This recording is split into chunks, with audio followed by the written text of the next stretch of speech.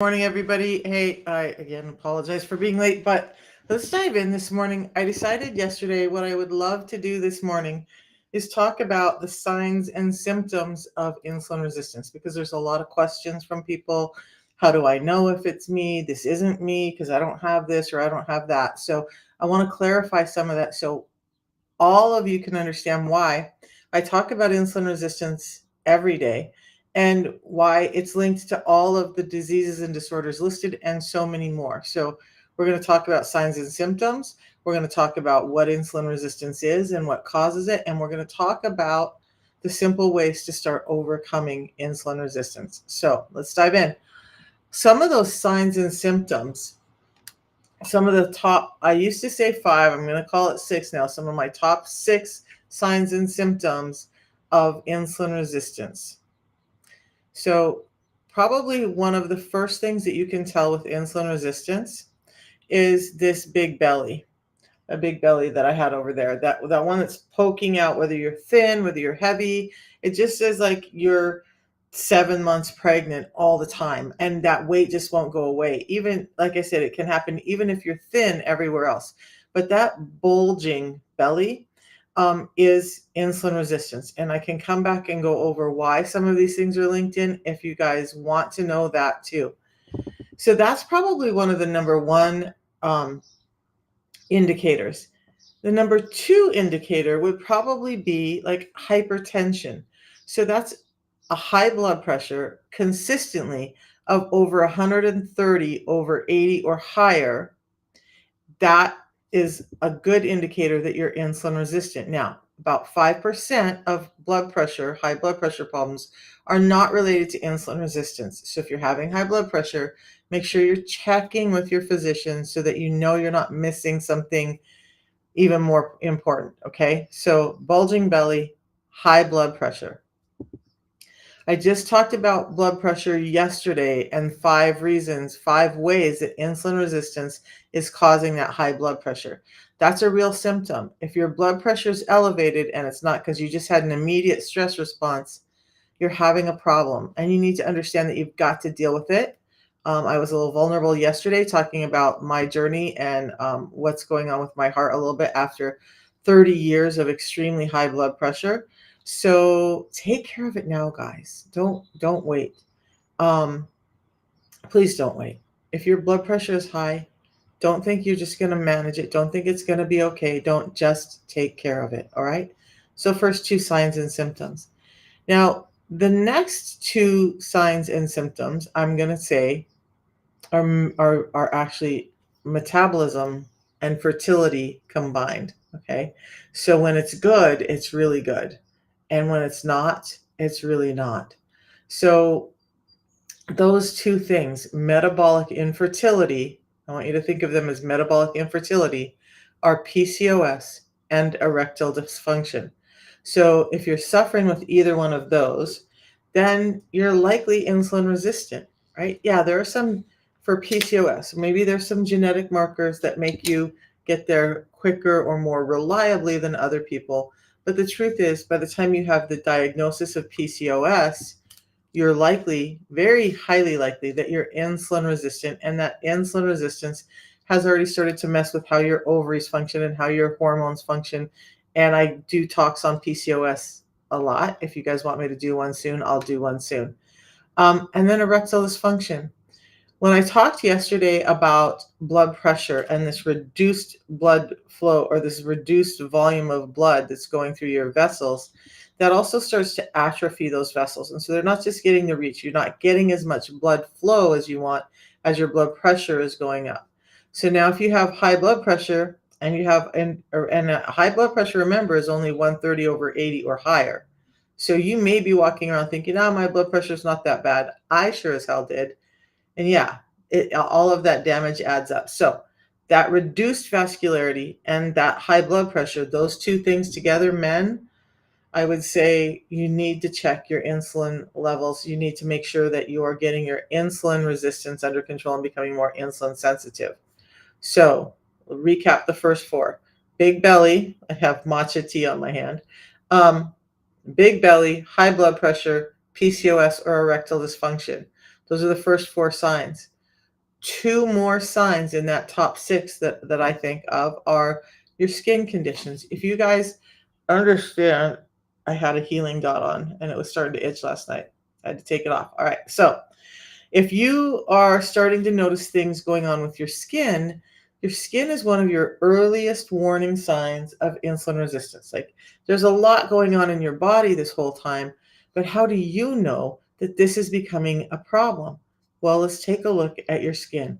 The top two things that are going to show you that you're definitely becoming insulin resistant are skin tags. They're around your neck, under your arms, in your groin, those little mushroom like projections of skin or like bullet like projections of skin popping out from those places. That's not age related. That's not genetics related. That's insulin related. The insulin's overproducing a certain type of skin cell, and that overproduction comes out of skin tags. You don't have to have them cut off. You don't have to have them lasered off. You don't have to have them chemical peeled or any of this stuff off. You just reverse your insulin and the skin tags go away and stay away naturally. Okay. So the last skin one is going to be something called acanthosis. I have a hair sticking up here and it's driving me crazy. Acanthosis or acanthosis nigricans. Either pronunciation is fine. So that is those dark skin patches that you see around people's neck, elbows, knees. I remember so vividly one day standing in line in the gas station, and you guys understand when I look at things and I'm deciphering stuff, it's not judgment to me, it's the way my mind works. Putting pieces together is how my mind is. So I'm looking at all these people in line, and I had this curiosity, right? Like now that I know I can't unsee some things. So I thought I'm just gonna look down this line and see if I can decipher who may be insulin resistant. That's not too hard since 93% of us are. But there was a young man standing in front of me, right in front of me, and I noticed the dark neckline. That darkness on the back or the sides of your neck, that's not unclean. That's not I need a lemon and whatever soap. That's an overproduction of melanocytes, a skin coloration cell that gives your skin its tone and color. It's overproducing, and so in areas where there's friction, you're going to see that. So for a lot of people, it's along the back of the neck because their neckline is rubbing there. Okay, it may be under your arms because there's rubbing there. You guys, one crazy thing that I can't unsee now is even in younger women, I see them being a little bit thick and they're beautiful, whatever, but they'll raise their arms and there's this big dark patch under their armpit. And then I'm like, oh no, how do I tell this person and do they even listen? So those dark skin patches, and they could also be on your knees and elbows. So my elbows were almost black and they were dark about halfway down. And this part of my elbow was just rough and scaly. And I would put coconut oil and shea butter and do all of these cleansing things to try and get that dark patch to go away. And I had this thing like, oh, you're just not clean enough. You just don't pay attention. And so I'm scrubbing, scrubbing, scrubbing and moisturizing, moisturizing, moisturizing, and nothing is changing until I got a control of the insulin resistance. So the acanthosis nigricans is a big clue. This gentleman that I saw standing in line, let's get back to the story. I noticed it in all the typical areas, and Andy had some weight and he had a few other things going on. But then I looked down, and around his tennis shoes, where he wore low socks and low tennis shoes, he actually had that acanthosis nigricans around his ankles from the rubbing and from this thing going on. So you can tell pretty rapidly without having to go to expensive tests or extensive tests to see what's going on with you. It's all going to give you clues. And with insulin resistance, why we've been missing this whole thing with insulin resistance is because we're not looking at the clues. We're not putting all the clues together. We're not saying, oh, this person has this, this, and this. Hey, the one thing all of those has in common are insulin resistance. So what do bleeding teeth and gums, brain fog, joint deterioration, IBS all have in common? All of those things have in common insulin resistance. And yet when you go to your doctor with this laundry list of bleeding teeth and gums and IBS and joint failure and this debilitating brain fog and anxiety and depression, they're looking at each one of those areas and they're not putting together all the symptoms. Not all of them are missing it, but most of them are because they're just not trained for this. So what we want to do is look at the overall system and understand that if you're suffering with all of these things, or if you're experiencing them, then you might want to start taking a look at the fact that you're insulin resistant. Now, um, if we're talking about clinically, how can you tell that you're insulin resistant? Because there's a test that can really give you a really great idea how to do it, but it's really expensive and most doctors just don't run it. And the HOMA, HOMA, insulin resistant test, HOMA, HOMA-IR test is the one that they generally go to. And it's about 30 bucks and it can give you a decent indication, but it's not definitive.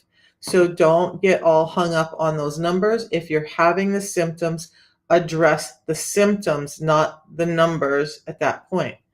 Now, I want to talk about why all of this can happen and you're insulin resistant long before your A1C, blood sugars, and triglycerides go up, and how that happens and pushes you over the edge into prediabetes and diabetes. So hang out because we're going to go over that too. But right now, some more of the signs and symptoms. Now, look, for clinically, if you go get your labs, and you might want to write this down, but there's also videos in my pinned portion on TikTok called How to Tell. And those videos will give you some of these calculations and explain them so you can go back to them at any time and look and say, what was that number she talked about? Interesting thing last night that I had in a conversation about how some of these numbers are changing. I'm going to share that right now. So find your lipid panel, your cholesterol panel on your last labs. So you want to do is find your triglycerides and you want to find your HDL number. Now, most of us think of the LDL as the bad cholesterol and HDL is the good cholesterol. So you would think, oh, she wants me to go get my LDL. Please don't make that mistake. What I want you to look at is your HDL.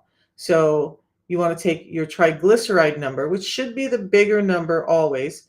Because anyway, we'll talk about that later. The triglyceride number should be bigger, and then you're going to have your HDL. So your triglycerides divided by your HDL. So if your triglycerides are like 150 and your HDL is 50, now most people would look at that and be like, hey, that's a great number. That HDL is a great number. 50 is a great number for HDL.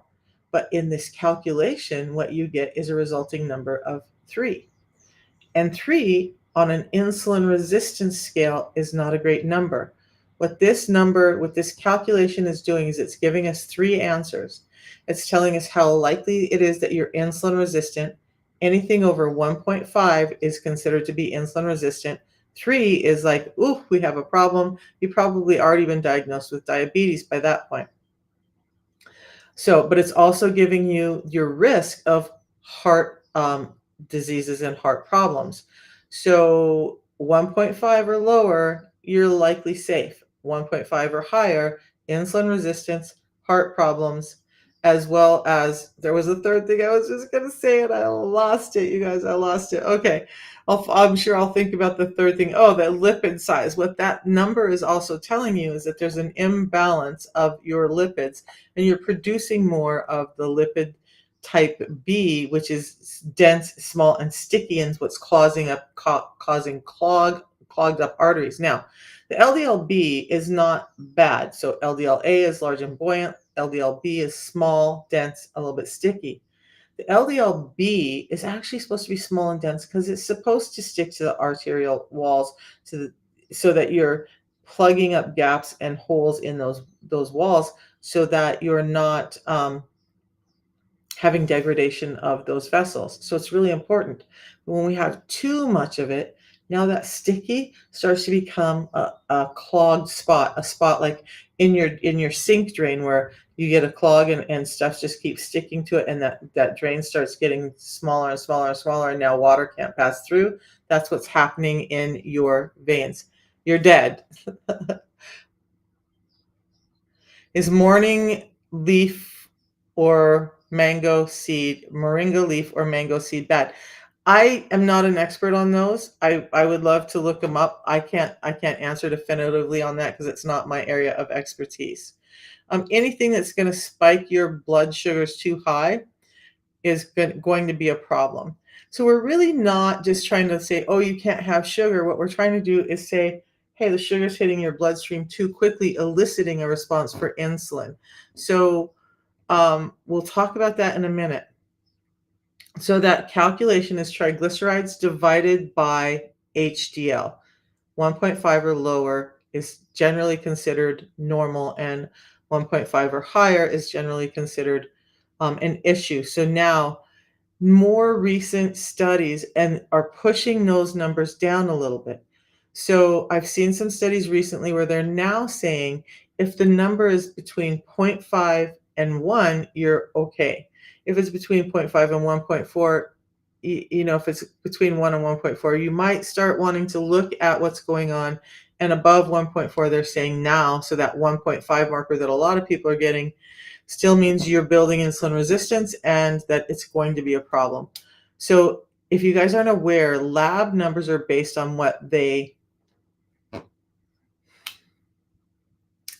some lab numbers are based on a lot of study about where they should be, and we see the recommendations for a lot of lab numbers change as new science comes out and dispels what we thought in the past to what we're seeing right now. So what they're seeing right now is that number should be really, I'm going to encourage you to keep the number between 5 and point or zero point 0.5 and 1.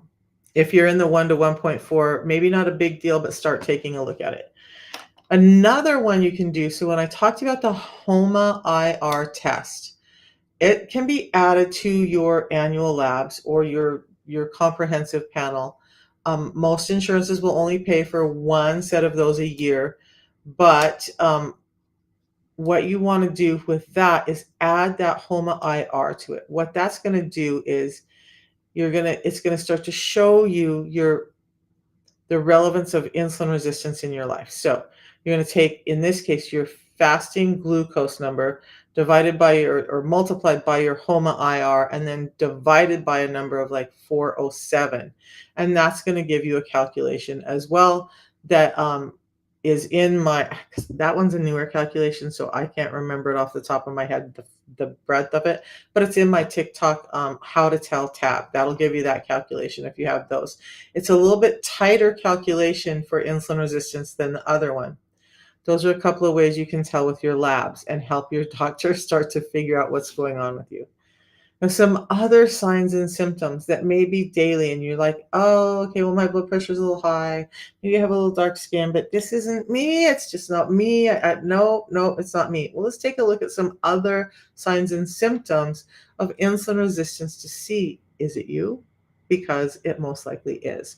So we've gone over bulging belly, high blood pressure, skin tags, acanthosis nigricans or dark skin patches, PCOS, and erectile dysfunction. We've also done a couple of calculations in regards to your lab numbers. That's how you're going to tell. But when we look at some of the other common symptoms of insulin resistance, if you're starting to have a lot of inflammation that just isn't going away, probably you might be insulin resistant. If you're having migraine headaches or just headaches or fatigue a lot or brain fog, you might be insulin resistant. So if you're experiencing that body-wide pain, this is a big one, you guys, that body-wide pain that they call fibromyalgia, but behind closed doors, because I've been on the other side of the doors, some doctors are saying, oh, this is real and we need to treat it. And some doctors are saying it's literally, it's a bullshit diagnosis and you're just giving that diagnosis because you don't know what to do.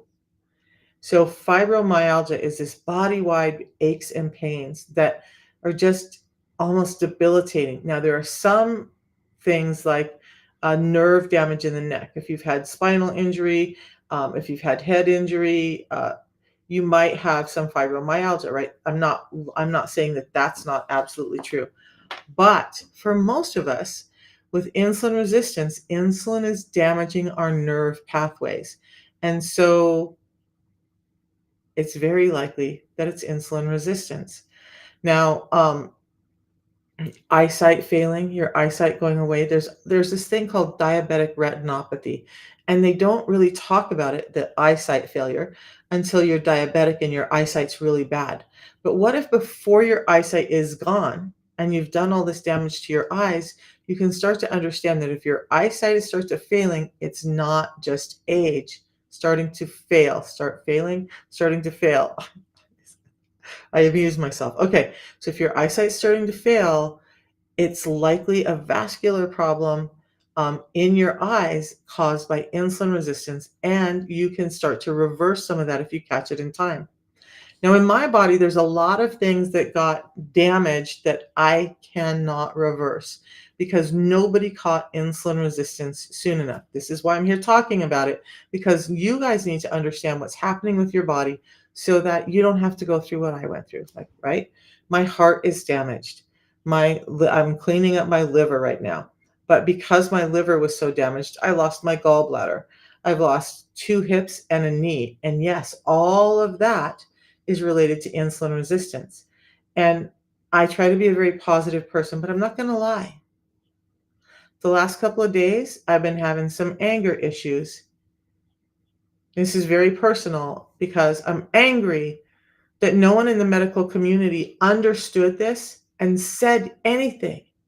Because had anybody looked at all of these symptoms and understood that it was simply insulin resistance, I might never have lost 3 joints or had to go through those surgeries, which caused more insulin resistance, by the way. I probably would still have my gallbladder, so I wouldn't be fighting gastritis and the pain and the inflammation and stuff that comes and the hormonal dysregulation that comes along with having your gallbladder removed. My heart wouldn't be stressed and at risk right now. If any one physician, all those years looking at all my labs, had ever said, hey, I think this could be insulin resistance, and this is the root cause. Let's address that and see what happens. When I finally figured out that it was insulin resistance and was addressing it from that root, my blood pressure had come down from 180 over 150 to now this morning it was 117 over 70. No medications. So it's not causing me all this medications that I have to take. I just simply started to understand insulin resistance. Now, had I not lived with that huge high blood pressure that I went to the hospital for many, many times, if I hadn't had that since my early 30s, my heart would probably be okay today. But everyone missed it.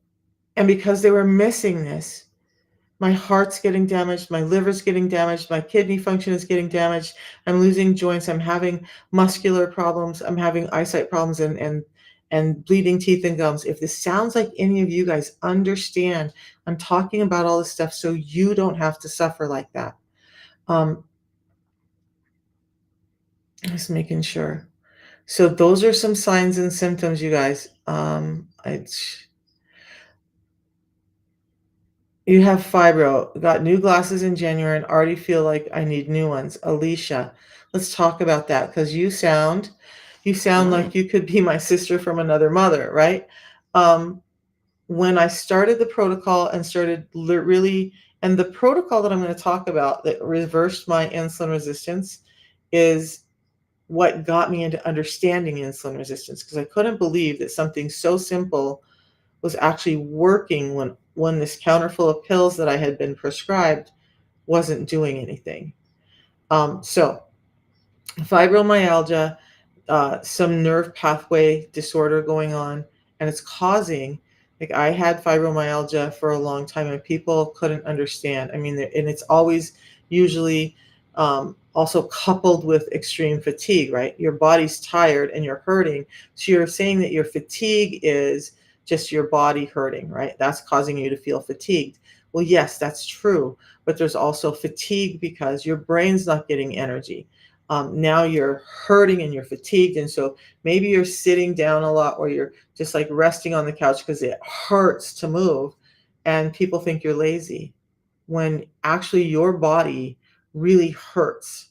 So, and the glasses, insulin resistance can cause damage to the eyes, obviously, and it can reduce the vascularity in them. So let me tell you this, Alicia. My fibromyalgia is gone, right? The pain that I suffered with every day, that's gone. I don't take pain medications anymore. I don't do any of those. And I've done cortisol shots. I've done all the stuff to try and manage the extreme amounts of pain I was in. So I've had about 20 broken bones and as many surgeries across my life. My life has been pretty eventful, and some people just don't understand. I remember a lady bent over to pick up something and twisted her back a little, and it threw her out of her life for 3 weeks. And she came to me later and said, I don't know how you do it every day when that little bit of pain took me out. So you're living with a lot of pain. And my glasses, when I started wearing readers, now these are just readers, I don't have any prescription glasses. But these were up to like a 3.0 diopter 3 years ago. And now these are 1.75. So at age 57, I was wearing 3.0 diopter glasses. I actually was wearing 2.5. I had some 3.0, and I just was like, I am not going to give in to buying 3.0. I got to figure this out, because if I go to, in my mind, I was like, if I go to 3.0 diopter, I'm done. I'm going blind and I'm not going to have it. So my mind is like, stick your head in the sand and ignore it till you can find an answer.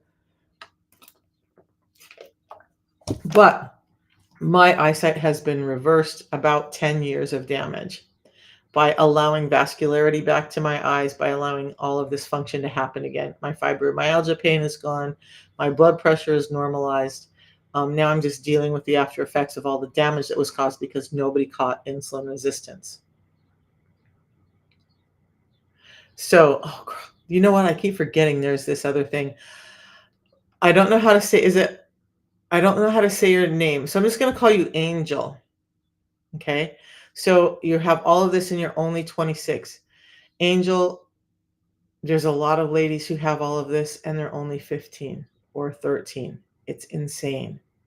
And it has to do with our food. We're going to dive into that. Your belly is big and hard in the middle. That too, yes. So what's happening there is when you have insulin resistance, you have two types of fat on your body. You have visceral fat, which is fat that's laden, or not laden, what's a better way? Full of mitochondria. And those mitochondria create heat and energy. So we have visceral fat underneath the abdominal wall and actually up into the tongue area. Now, the visceral fat in that under the abdominal wall, if you can imagine, we need that. We need the mitochondria function in that fat to keep our organs warm and cushioned. So in normal amounts, that visceral fat is really a good thing. We all should have some visceral fat. If you have no visceral fat, yeah, that can cause other problems with your organs. But too much visceral fat, now you have some mitochondrial dysfunction. It's not giving out the energy that it's supposed to. You're storing more and more there because the insulin dysfunction is cueing your brain to tell you to store more there. And now you're effectively clogging up and choking off your organs. So your heart starts having problems pumping. Your kidneys are starting to have problems. Your liver is getting full of fat, because that's one of the liver's biggest jobs, is to convert glucose. And then a lot of that gets stored in the liver as fat, so for breakdown for immediate energy use later. The immediate energy that we have, even we haven't eaten, is coming from the work the liver does. So all of that visceral fat is there to cushion those organs and nurture those organs. But with insulin resistance, it's becoming laden with this visceral fat, and now your belly is poking out and can be hard. Now, there's some other reasons for distended, hard belly, so be careful with that too. Talk to your physician about that. If they don't have a good answer, they don't think, okay, there's some other disorder internally going on with your intestines or whatever, you're probably just insulin resistant. And either way, Alicia, what I want you to know is, since taking care of the insulin resistance doesn't impede anything else, you could start trying to address that. See how it goes, getting your insulin resistance under control, and then you'll have an answer, right? I know. I felt the same way, Angel. Like when I went to the doctor, um, and I worked for doctors, right? One of my doctors was a best friend. We did the Golden Girls thing for a while. We worked in multiple clinics together. She was brilliant. I adored her. She's the whole reason that at one point I wanted to go to school to become um, a physician's assistant and practice. But she couldn't even, as brilliant as she was, as much as I watched her find diagnoses and pathways back to health for other people that no one else could figure out, she was at a loss with me. She didn't know. And she was terrified because my blood pressure was high. She knew that this little bit of heart issue that is now happening would occur if we couldn't get my um, blood pressure down. And so they just kept throwing medication at it and it wasn't getting better. Okay. So, Angel, depression. Let's talk about depression.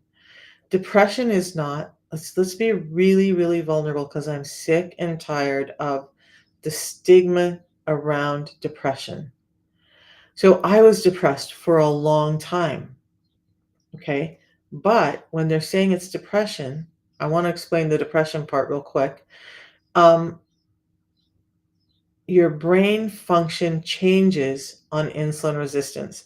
I laughed yesterday because I talked about, we should do this thing of your brain on insulin resistance. They used to do your brain on drugs. Remember, I don't know if anybody else remembers those eggs and they have eggs in a fry pan. That's what our brain is like on insulin resistance. So where I'm going with this is your doctor's saying, oh, it's depression, oh, it's that, but what answer do they give you? If they're saying, oh, your body hurts or you're gaining weight or you're having this because you're depressed, well, what if we turned it around and looked at this other way? And I'm not saying you are, I'm just saying for most people, if we're saying, oh, she's got visceral fat, oh, she's got fibromyalgia, oh, she does have some depression. Instead of just saying, well, it's your problem, you just need to think different, you need to function different. What if your serotonin and your dopamine are all jacked up because insulin resistance is present, not allowing your brain to function in the way it's supposed to? Maybe you are a little depressed, not you, but maybe you are a little depressed, and maybe you are having some of those other symptoms. So, fixing your depression, yes, can it help some of those things? But that's a really hard road because now you're trying to treat the symptom and ignoring the root cause. Where if you go down to the root cause of insulin resistance, the depression starts to go away, the anxiety starts to go away, the ADHD starts to get better, the risk of Alzheimer's goes down, brain fog, fatigue, all of that starts to go away when we address the insulin. And guess what? As the brain is feeling better, as the depression is going away, as all of that's happening, hold on, your body's feeling better. There's less nerve dysfunction going on throughout your body. So all those random signals of pain that you're getting, they're starting to go away. And um, maybe the eyesight's starting to get better. So was it treating the depression that made your eyesight better or your fibromyalgia better? Or is it addressing insulin resistance that's helping all of those get better? That's what I want to talk about. That's why I'm here because you guys, it doesn't have to be so complicated. It doesn't have to be a whole cupboard full of, or like I haven't talked about this for a while. When I worked in medical, I had a woman come in, and this was one of the things that I just was never a big proponent of medicine anyway. Yet I ended up on 13. She came in with two bags full of medication and tears streaming down her face. She goes, I know I was supposed to bring a list of my medications, but I can't right now. I just don't even know. So here's my medications. You go figure it out because I don't know how to deal with this anymore. That's the level of desperation of some of the clients that are customers, not customers, patients that I used to room and see. And I am not a doctor. I'm not a nutritionist. I worked in medical for doctors. Um, but that was the reality. And her story was just really impactful because at the time it was like one of the worst. When somebody hands you two paper bags full of medication and you spend a half an hour, and anybody who works with an EMR, like you start typing in it, it auto populates, right? AI is great. It auto populates, it gives me the dosages, all of that. I just have to select and put it in. I'm not typing all of that, makes it so much quicker. But even with an EMR and doing all of that, I couldn't get all of her medications in, even sitting still for a half an hour. It was insane. But as I went through it, I could see where she was being diagnosed with something, being given a medication for that. That medication caused other symptoms. She was on a medication for that, other symptoms, a medication for that, other symptoms, a medication for that. And her health was actually getting worse, not better. So, what if we stop all that? We reverse all of this and we start addressing insulin resistance and understanding that it's the problem. So, Alicia, we're going to dive into this right now. First, I want to talk about um, how what insulin resistance is and looks like. We'll just do like 5 minutes on that if I can, or less, and then you'll understand why the protocol that I found is actually working. By the way, I need a drink.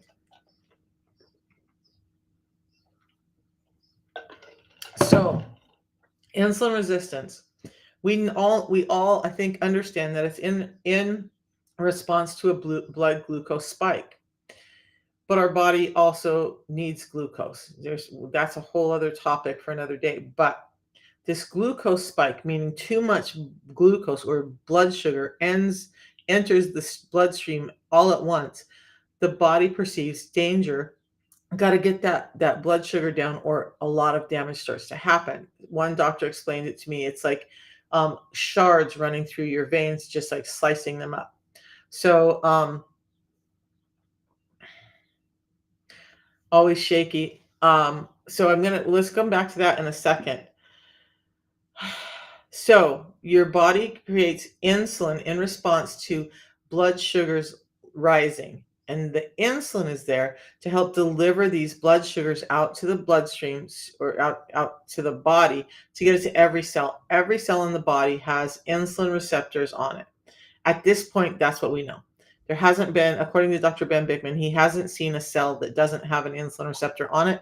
So he's pretty confident. He never speaks in absolutes, but this time he's like, every cell in the body needs insulin or has insulin receptors. So that's a great thing to happen, right? Insulin comes in, it delivers the energy. The cells should be able to rebuild and function and whatnot properly. Well, yeah, that would be a good thing. But we're inundating our system with sugar all day long. And that overdose of sugar is causing an excess excretion of insulin. And now, when that happens in the body, and this insulin is carrying or unlocking the doors to the cells so that sugar can get in or glucose can get in. But at some point, the cells are like, dude, you've been here so often. I don't even want to see you right now. I'm not opening the door. I'm not answering your calls. I'm not answering texts. I'm not answering your Facebook messages. I'm just not answering because you're freaking annoying right now. That's insulin resistance. But along with that, it means that some cells are taking up some of that excess so that insulin can do its job. Some cells are like, I'm not paying attention to all the drama, y'all. I'm just going to do what I do. I'm going to take it in when I need it. I'm not going to take it in when I don't. And you all can fight it out on either side. So insulin resistance is a spectrum. Not every cell is having problems, but most cells are. And it's been given this term of insulin resistance. Now, when the insulin cannot deliver that energy anymore, it's starting to look for places to store it. And the storage place, does anybody know where the storage cells of our body are? Do you guys know what that is? Can you tell me if you think you know? I just drank plain warm water. Woo! I was expecting tea. Holy cats. The mitochondria. No, the storage units, but that's a good guess, Angel. That's a good guess. And actually there's a lot of reasons why you would say that. I understand that. So that's really a great answer. The storage unit in your body simply is your fat cells. So is it lose weight to feel better, or is it understanding what caused that excess weight to come on that's making you feel better? Okay. So everybody's like, just lose some weight, go do some affirmations, you're going to be fine. And we all know, yeah, that might help marginally, But why? Why am I gaining weight? Why can't I get rid of it? Why am I so depressed that my body hurts and I just don't have the motivation to get up and go? Is it all in your head? Well, no, it's all in your cells. So, insulin resistance is now making your fat cells start to grow. So, you're starting to get that, not just the visceral fat underneath the tummy, but you're getting all this jiggly fat, which I still have some on me, on your arms, your legs, around every other place of your body, on the subcutaneous part, the white jiggly fat. That's starting to grow. At some point, with all this dysfunction and all this constant inundation of glucose, the fat cells start to get full, and they're very protective of their survival, just like every other cell. So they're like, yo, insulin, I've had enough of you. I'm not taking any more of this blood sugar because I can't store anymore. And if you try to cram more in my storage doors, my storage unit is going to explode, and we're not having that. So take their blood sugar back. I'm not having it. Or it's like, okay, insulin, but it spills it right back out as soon as the insulin turns around, right? So now your blood sugars are starting to go up. After all of these other things happen with insulin resistance, now your blood sugars are going up. So when people are like, but my fasting blood sugars aren't high, mine weren't for years. Until I was 55, my fasting blood sugars were not elevated. Until I was 55, my A1C wasn't climbing. All the time, I was having problems. So understand that this diabetes, prediabetes, and the blood sugar part, why I went over all the symptoms, because that's not going to give you an answer till you're already pre-diabetic or diabetic, and by now you've caused a lot of damage. So the protocol that I'm doing, thanks you guys for hanging out. Oh, so the obviously one, okay, Angel, that's a fantastic question. So let's go over that. The injections are actually the peptide hormone of GLP, glucagon-like peptide. Now, different forms of it have it in different amounts, and some are combined with other peptides. GLP-1 helps you get into a fat burning state by helping you reduce your hunger and stop eating all the time. So it's not just that we're pumping our bodies full of glucose, it's that we're eating too often. So now we're eating too often, we're eating foods that are turning into blood sugars way too quickly. So let's slow down a little bit, because what we want is we want our gut to not push food through quite as quickly, but there's a balance there too. Um, and so that it gives a more normal uptake, long-term uptake of that glucose, sustained energy. Why it's not doing that now is because we've stripped a number of nutrients, fibers, and other essential nutrients from our food to give you food that looks good, tastes good, and keeps you hungry for more, keeps you spiking your insulin even more. So it's not the absence of sugar, it's what is missing besides the sugar that we need to address. Now, some people feel great on a no sugar diet, on carnivore. Amen. Good for you. Hallelujah. Go do you, right? Um, so between this drink and Ozempic, let me get back on track. So Ozempic is actually delivering the peptide hormone glucagon like peptide, and you're injecting it because it can't survive in through the liver and whatnot. So you have to inject it. You have to reconstitute it just before you take it because it's very fragile. So over a year. So you've been on it for over a year and you've lost 0 pounds, and your husband's been on it for 6 months and lost 100 pounds. Um, so, and I'm not a big proponent of Ozempic. We'll talk about that in just a second. So GLP-1 delivery of this peptide hormone is what it's doing. So these drinks, instead of delivering this peptide hormone in amounts that are higher than your body's meant to deal with, and that's why we're starting to see pancreatic problems, and we're seeing a severe slowdown of gastrointestinal movement, so that now they have blockages in their colon, all of those things. Maybe it hasn't happened for you. Maybe it won't ever happen for you, but a number of people are having that happen, and that's a risk I'm not willing to take. The drinks that I'm talking about, the protocol is simply a tea in the morning when I'm fasted, a tea sometime in the afternoon, either before or after lunch, whenever I need more energy. These teas, this system together, these two teas and this pre-meal drink, have been scientifically shown to increase your natural GLP-1 by 70%. Is it as intense an effect of Ozempic? No. Is it a more sustainable, reasonable um, alternative to Ozempic? Absolutely. So this is increasing your own natural GLP-1 by about 70%. Now you're cooking, right? We talked about so how this does that, by the way, is through chlorogenic acids. And we'll talk about why this is different from others. I just did a video last night because I was shocked. I always knew about like the satiety and the mental clarity stuff. I did not know until I was doing research for yesterday's talk how amazing this tea is for your heart as well.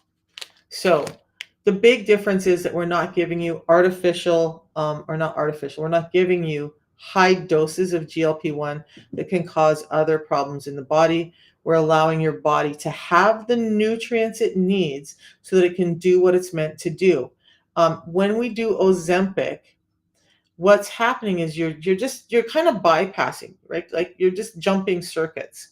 And so you're giving your body this GLP-1, and for many people it works. But we're going to talk a little bit about like Ozempic face, Ozempic butt, some of those things and why that's happening too.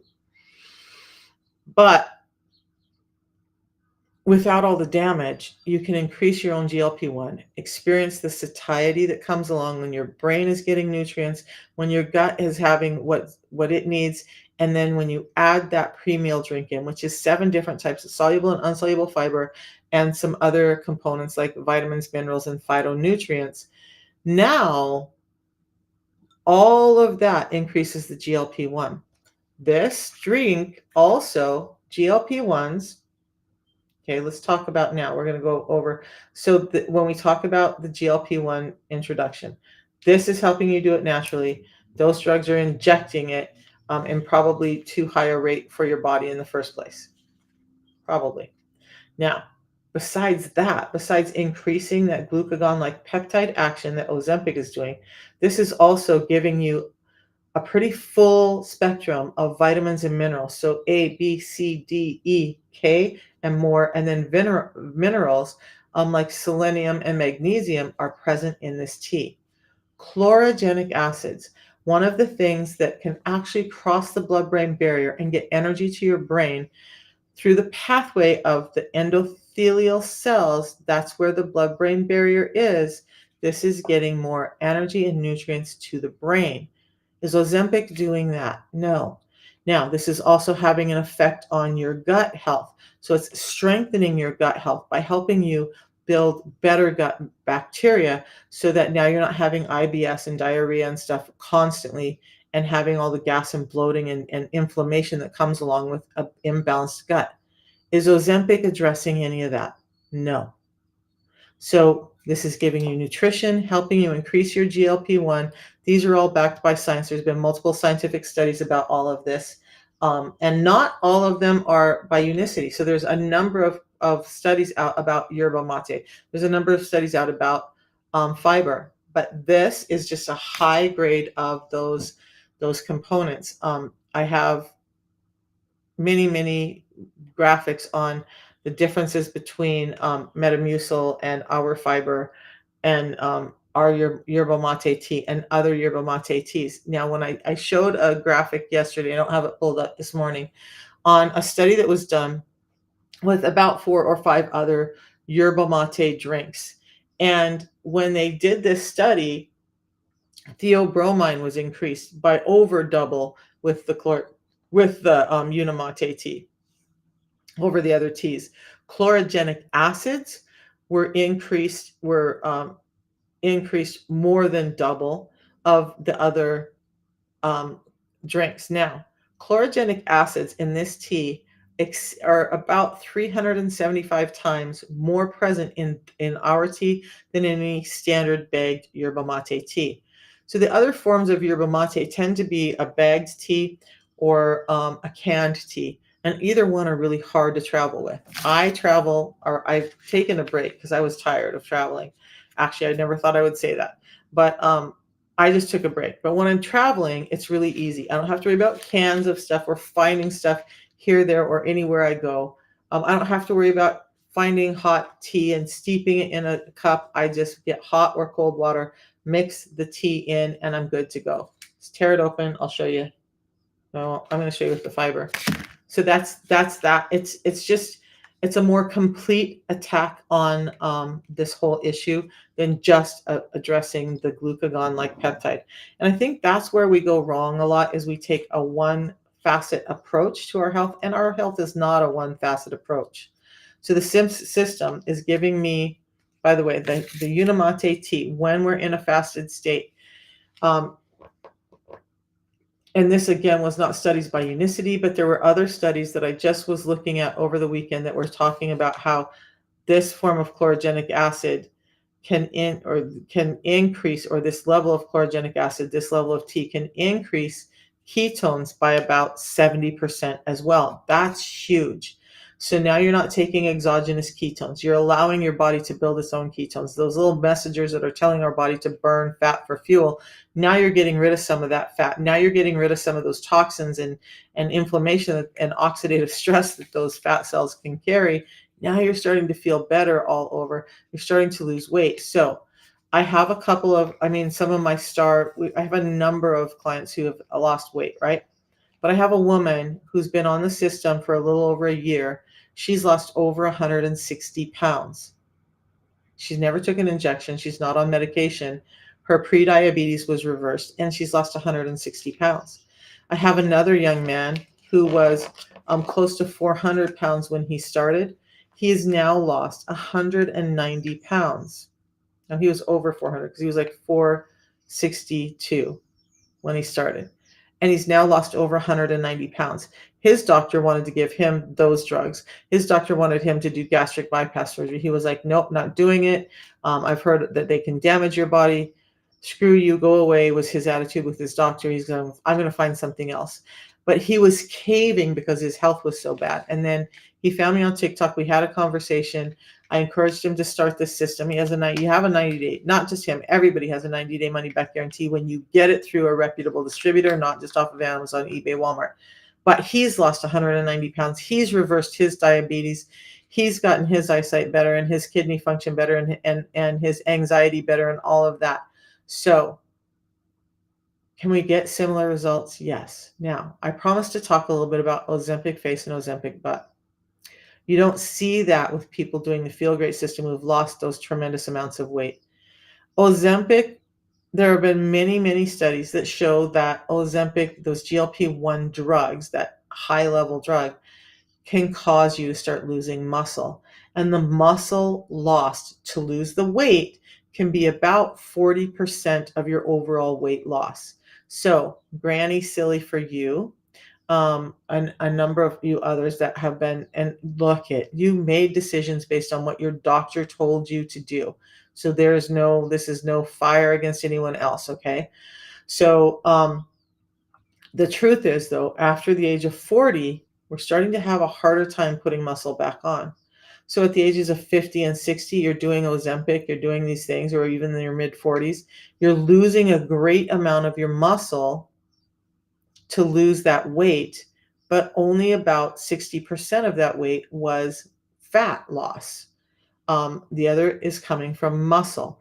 That's why people's skin is drooping. There's no muscle tone under there. There's just nothing to hold the skin up anymore. Yes, when you lose weight, you're going to have some loose skin.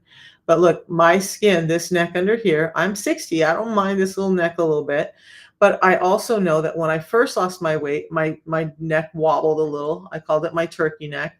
But just in time, fasting and this protocol with giving my body nutrients, that has naturally tightened up. I don't do fillers. I don't do any of that stuff. I wash my face. I put some makeup on. That's it.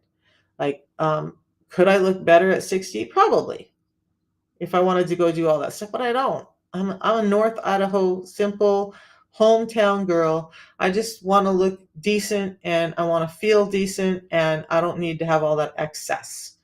But Ozempic can cause you to lose muscle mass. So here's the interesting thing. You've already lost muscle mass if you're insulin resistant or pre-diabetic.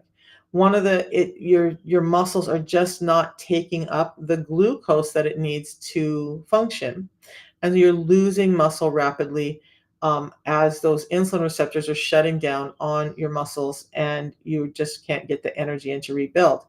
Plus, most people with this, I found, are not getting in enough protein. There's a huge linkage between protein and weight loss. And so, if you're trying to lose weight, you better get your protein levels up. Okay. Don't think that you're going to have an easy time losing healthy weight if you're only eating about 30 grams of protein a day. Okay. So get your protein levels up. Implement this. There's a huge difference between this system and the GLP-1 drugs. Now, if you just want quick weight loss, you don't care that you could be damaging uh, tissues in your body or organs in your body, and you just want the weight loss, there's nothing that I'm ever going to do or say that's going to change your mind. But, and I don't want to sound crass, but it's going to maybe a little.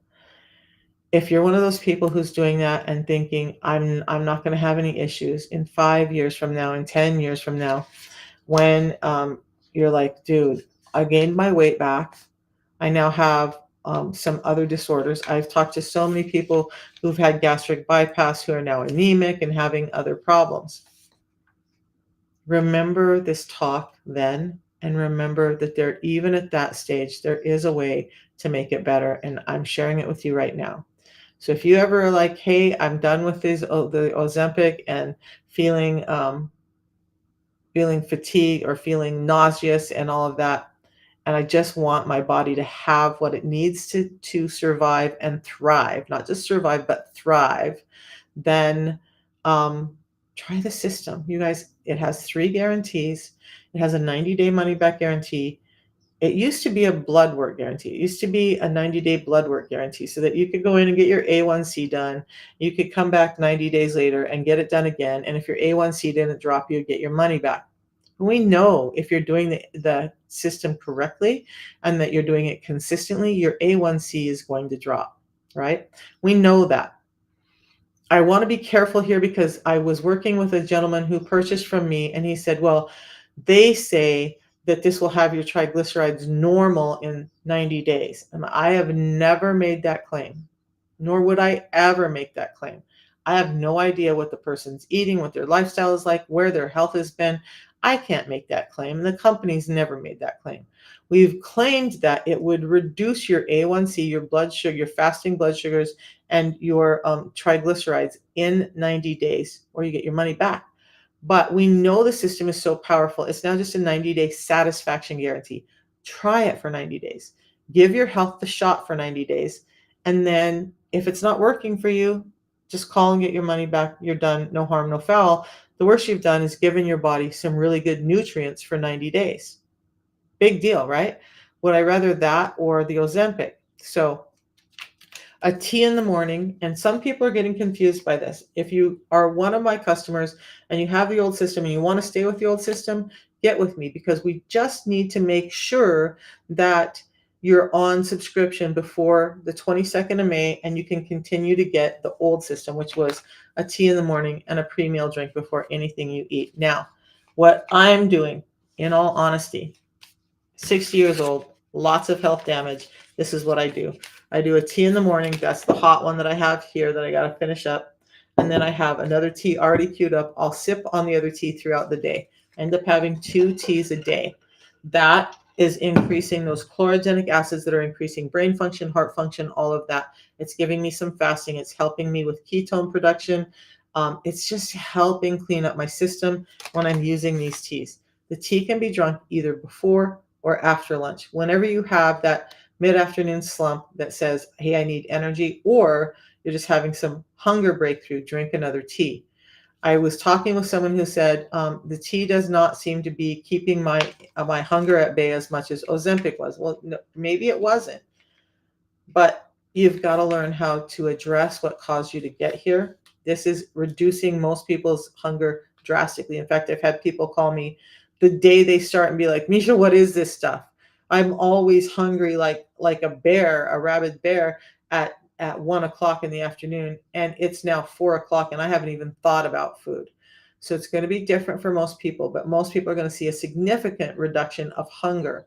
So you can use the tea in the afternoon either to address hunger or energy, but definitely get that GLP-1 up and get all of that other great action going on. Then, before your biggest meal with carbs, you're going to have your fiber. The fiber helps slow down the delivery of those carbs so that they're not spiking your insulin up. There's a couple of other things that I coach people on, and if you actually become a customer, I help coach you through timing and all of the stuff that goes around that for you, not just as a general recommendation. A lot of stuff we look at is general recommendations because we have to have a place to start from, right?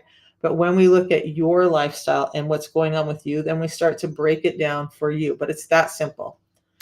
A tea in the morning, what I'm drinking now, a tea in the afternoon, I'll be sipping on that later, and a drink before I have anything.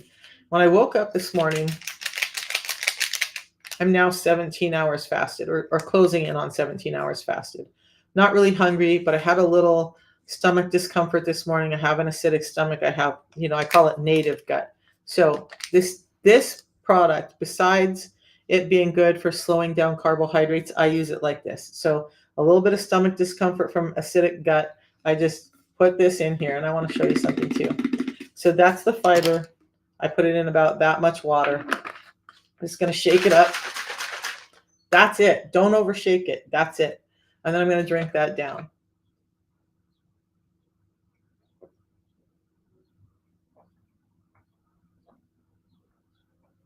Now this one you want to drink down quickly because I almost overshook it too.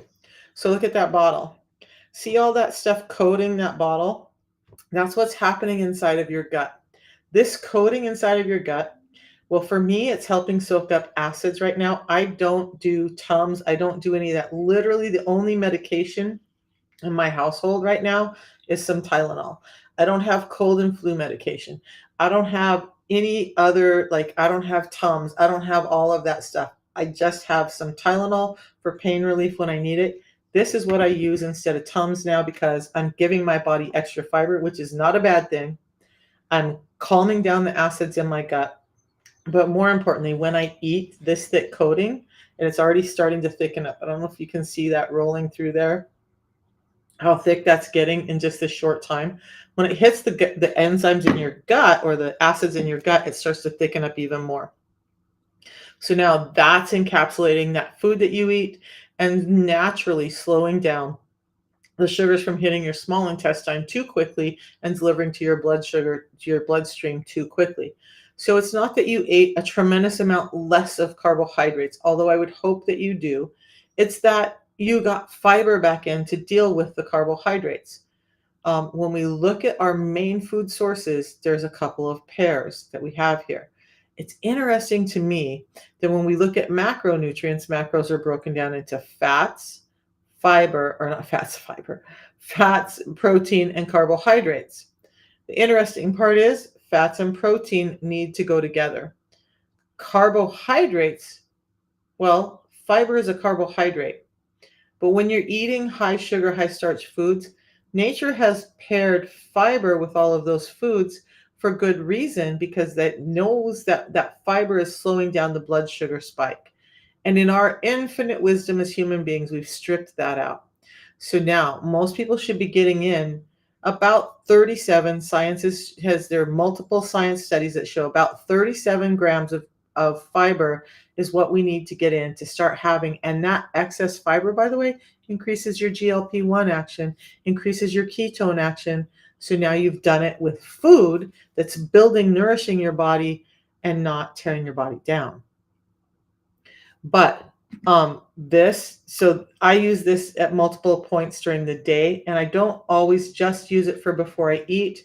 If I'm hungry at night and I'm just like, I just can't get rid of this hunger, I might have a fiber before I go to bed.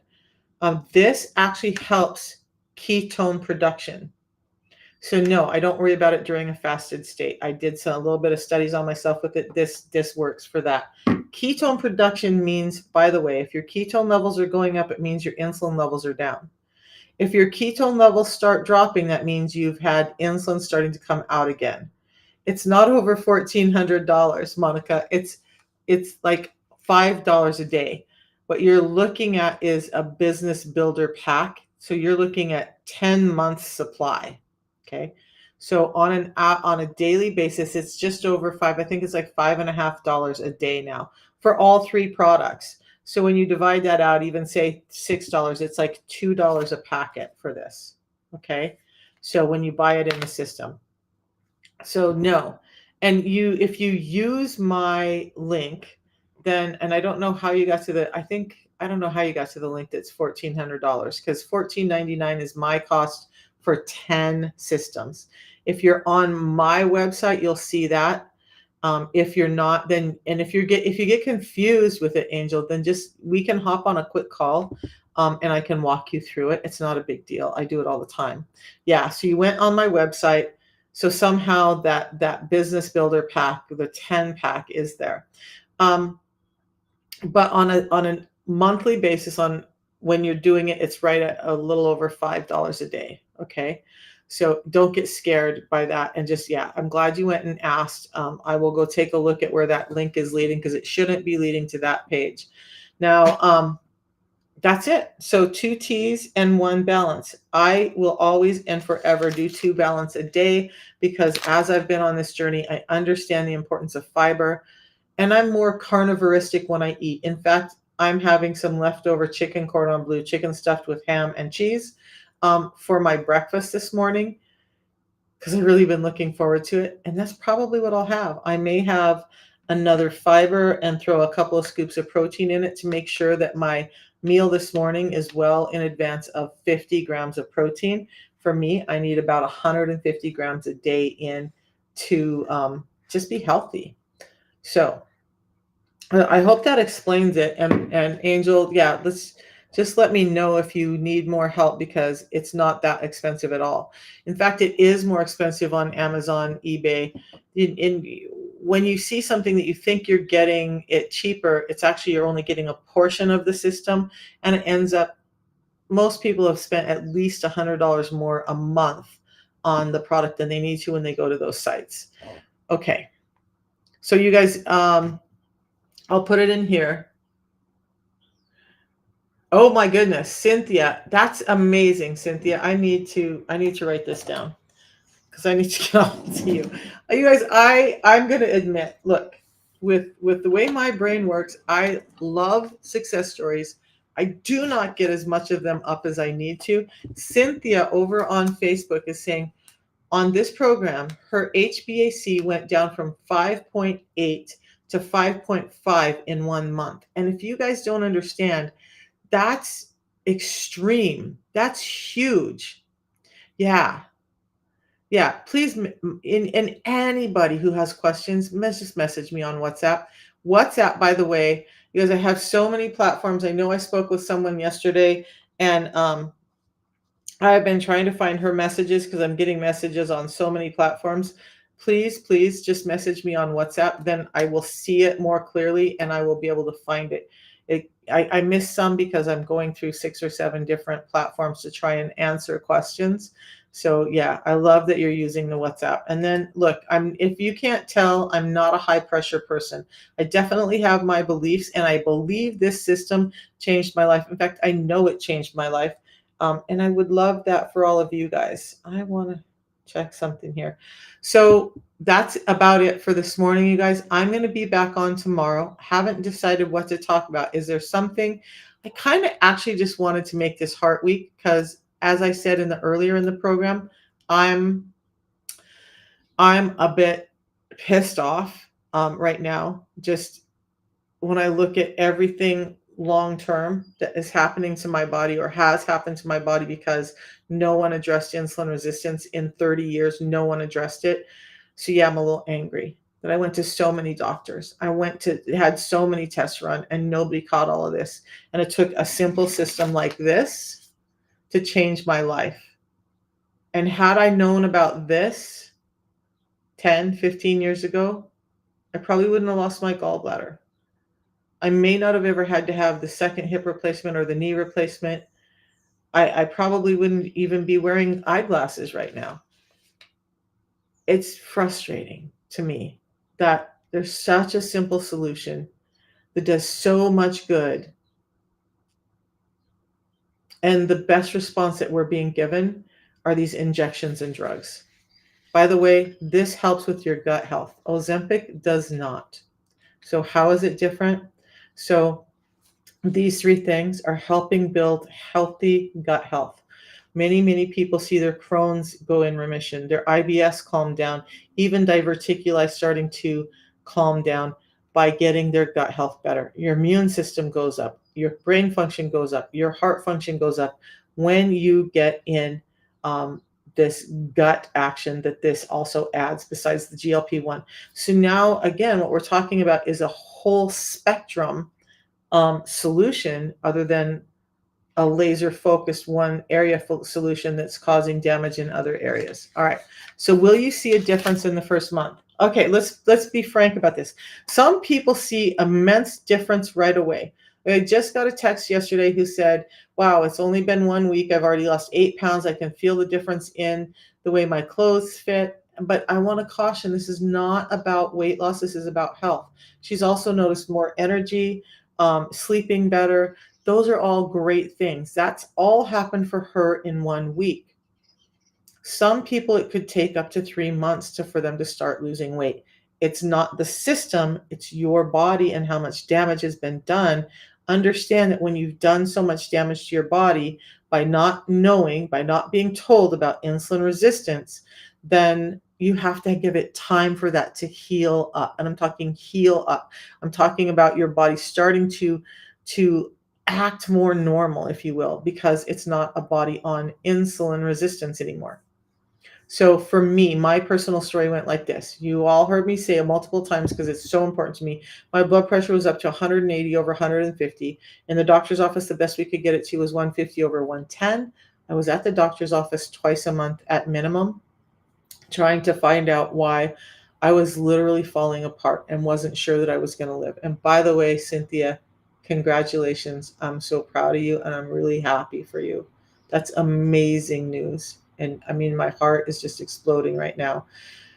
I love getting these messages when people's health are actually turning around. There was another woman the other day who sent me a message, 6 months on the system, and her labs are all completely normal. Her doctor's blown away. The last thing she said to me is, "I love this system. I will do it the rest of my life." When you have that kind of change and you're patient with your body and allow it to heal up and understand that this is allowing you nutrients that are going to allow you to start functioning like you've always been meant to function, you get the difference between this and a drug. Okay. So my story, I got my system, I think, like late on a Saturday night. So I started on Sunday morning, and by Thursday I had a doctor's appointment, follow up for some labs that we had done, follow up for some other things that were going on. So I go into the doctor's office on Thursday, and the MA did my blood pressure, and it was 126 over 84. Now, my blood pressure had not seen that reading since my late 20s.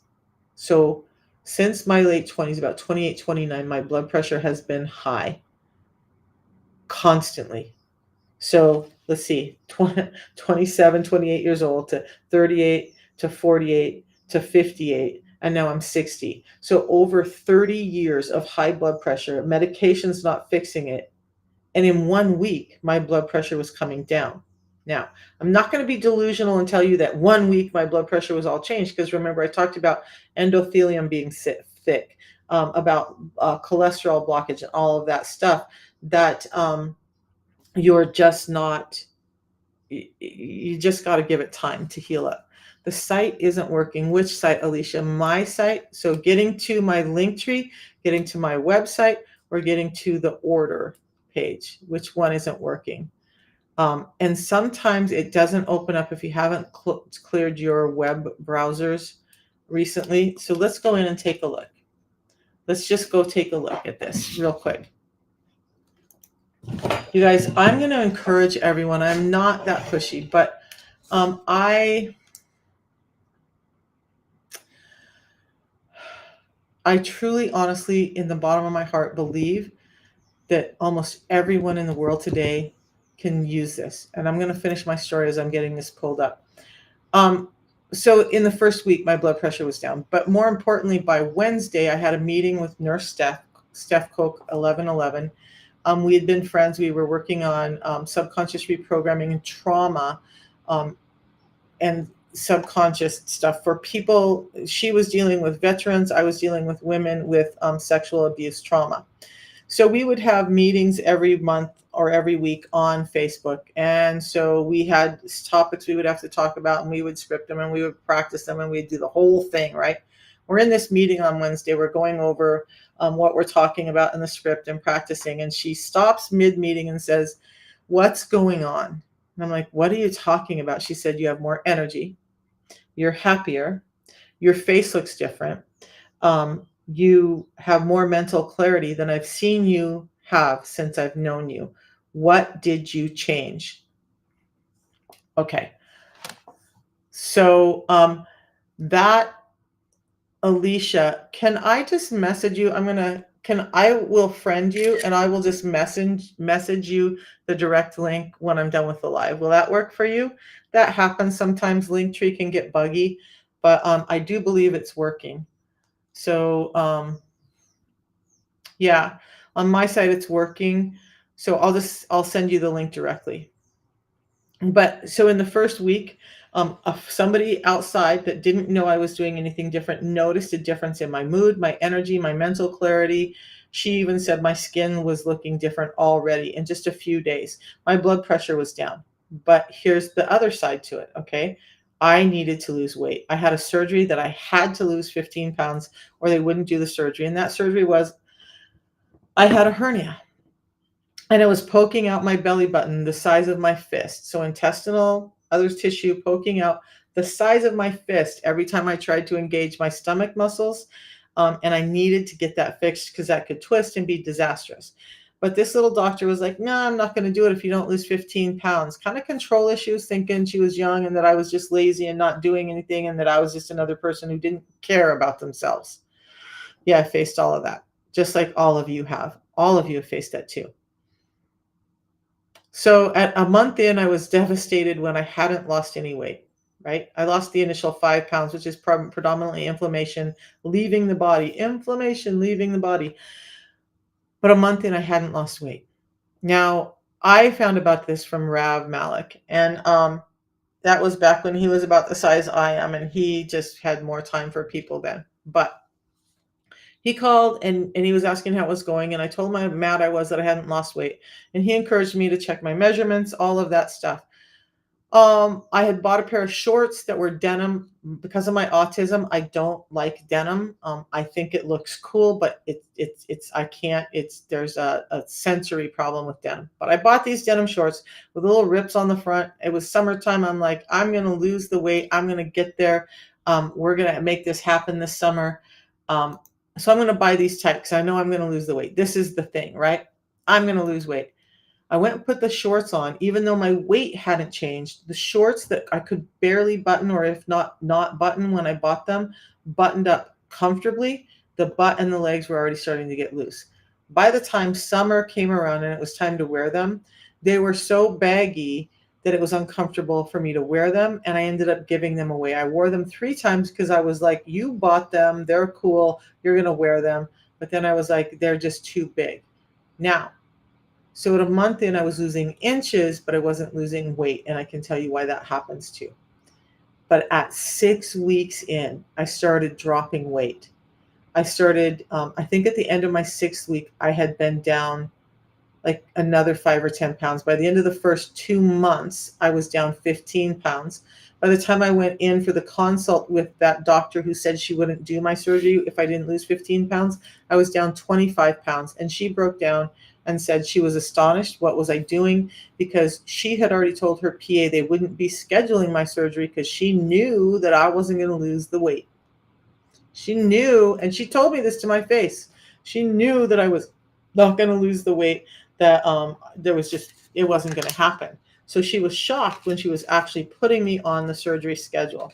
The other thing that happened for me in those first several months, my A1C went down from 7.4 to 6.3 in 3 months' time.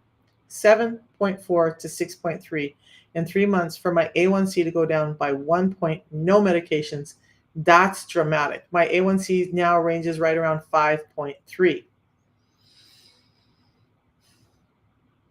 By the time I was 5 months in, I had lost over 50 pounds. I had the surgery. There's drains, there's these bulbs, all the stuff from the surgery that you have to have in place for that hernia surgery. And I had a trip that I wanted to go on. It was a trip to Puerto Vallarta, and it was my first big trip, and I didn't want to miss it. So I was all anxious because I'd had the surgery, needed to get the drains out, needed to get clearance to fly. At the first day, which I think was 10 days that I could get those drains pulled out, I went into the office and I'm like, let's yank them. And the nurse was scared. She had never actually pulled the drains on anyone at 10 days. The lead nurse had never done it. But they went over all my symptoms. She actually called the doctor with me in the room and said, hey, doc, I don't want to do this. And the doctor like heard all the results and read all the stuff and asked several questions and was like, yank them. It's time. She needs them out. They later told me they have never had someone my age with that surgery heal that fast. I attribute all of it to the gut health and the overall nutritional health that I gained by doing the system. So it wasn't just reversing my insulin resistance, it's helping me now with my immune system, with my body being able to rebuild. And that's important. That's hugely important to most all of us. So you can see some results in a month, yes, but it's going to be dependent on you and what your health issues are and what your body needs to address for you. That's the simplest answer. Okay. Don't get despondent if the problems that you think need to get better aren't better in a month. One of the things I always used to talk about is this, and I hold by this today. Your body, everybody's body is innately intelligent. You give it the right tools, it's going to take the right actions. You give it the wrong tools, it's going to go into protective mode, and that protective mode often starts to look like failure because the body's protecting you here and there from all of this stuff that's happening. So take care of your body from the inside out. You'll see the results. Don't get tied up with the results you think you need. Understand that your body is making the changes it deems as most drastic in the first place, and then your health is just going to gain from there. I've been doing it for 3 years. My kids, everyone in my family knows I will never live without this system because I wouldn't be walking without a walker today if not for the system. I wouldn't be able to walk up and down stairs with bags of groceries and not touch the handrails if not for this system. So you guys give it a shot. Let me know. Alicia, let's talk in a little bit and we'll get you going. And the other thing, you guys, is you'll get me as a coach. Am I perfect? No. I do my best to answer everyone. Sometimes, like I said, I miss a message, but if you use WhatsApp, I will always see your message and I will always get back to you.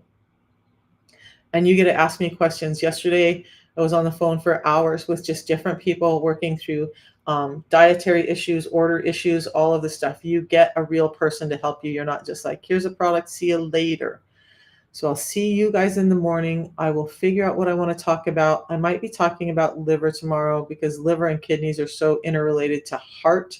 And that seems to be my theme this week. You guys, thanks for joining me. Thanks for hanging out and listening to me again this morning.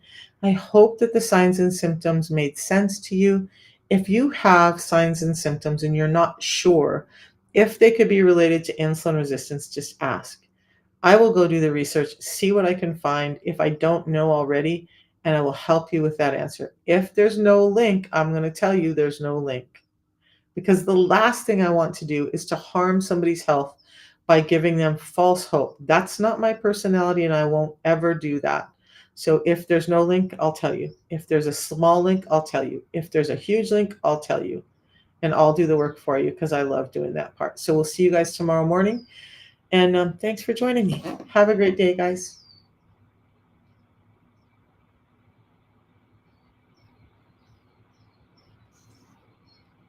Bye, you guys. Thank you, Cynthia. I'm so, like, you have no idea how much you filled my heart with that message this morning. Thank you from the bottom of my heart for sharing with me. I appreciate you. All right, you guys, we'll talk to you tomorrow.